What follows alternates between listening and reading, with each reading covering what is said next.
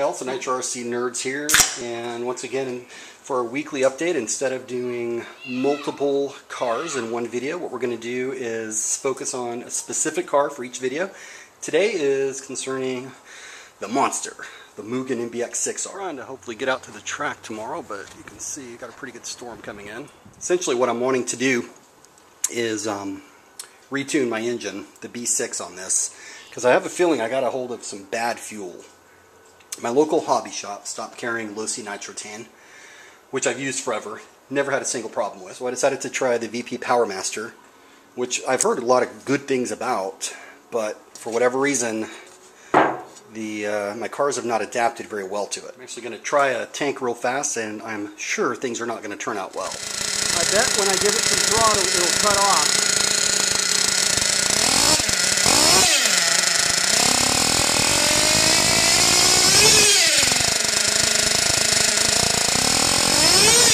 So one of the things I'm getting is a very, very high idle, and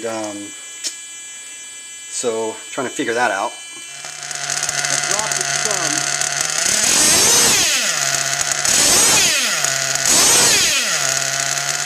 You can hear how inconsistent the idle is. It'll probably cut out.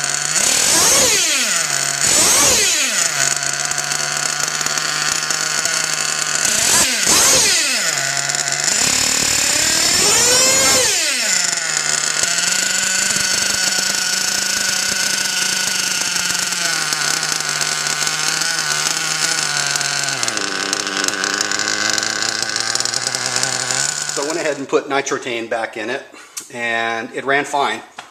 So, boy, that kind of sucks. I'm unsure if I just got a bad batch of it or what's going on. I mean, of course I retuned it and all that after switching out, but it is what it is. So I think tomorrow at the track, we're going to begin trying a different brand, probably Byron's. So really my goal for this week with it is to try out some new setups. I've raised and lowered the rear upper links. I'm really trying to get better rear traction. 50% of it is based on me being a really bad driver, and then 50% is obviously something to do with the setup. I'm trying new tires as well. So I'm going from Proline Tasers to these City Blocks right here. As I mentioned, or I might have mentioned, I've played around a little bit with the upper links. I decreased the anti-squat to 0 degrees, and I increased the rear toe to 3 degrees. So we'll see how much of an improvement that does with respect to the rear traction.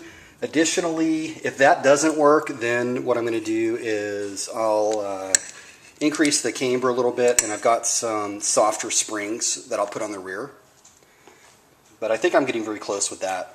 I also want to test out the clutch setup. I've decrease the springs, 2 springs from 0.10 to 0.95 millimeter. One of the things I really like about this engine is how smooth it is, and it's got a very, very linear power band compared to the B5, which has got a lot of grunt.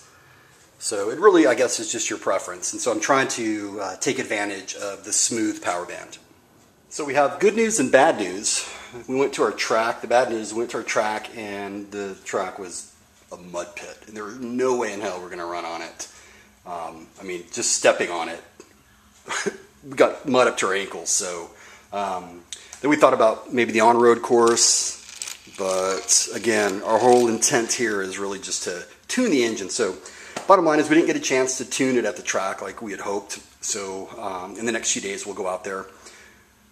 The other bad news is the only fuel that they had was VP PowerMaster, so we went ahead and got another gallon of that. The good news is it works fine. So the one I got at the other hobby shop was bad, or I have no idea, but the new gallon of it worked fine.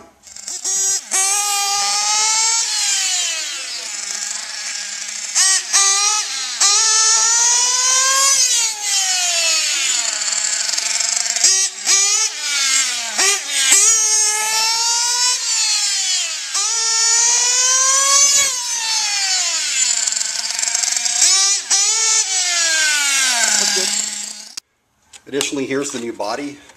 that I got for it. I had it professionally painted by the same dude that did my Losi 810 body here. And with this one, I told him, I said, you pick out the scheme. I don't really care, but here are the colors I want. And I told him, you know, the color scheme. And I think it looks really, really good. The only problem I have is when I trimmed it, and I'm not the best trimmer in the world, I messed up the body post hole, which is odd because, man, I usually hit those. That's one area where I'm normally pretty good at. It's the first time ever that I've not aligned them perfectly. This is a Proline body.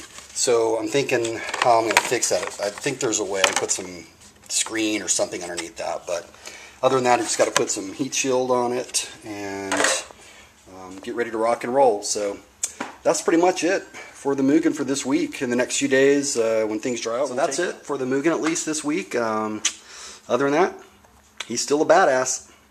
Thanks so much for watching. Have a great day. Oh, and here's bonus footage for anyone who's still watching.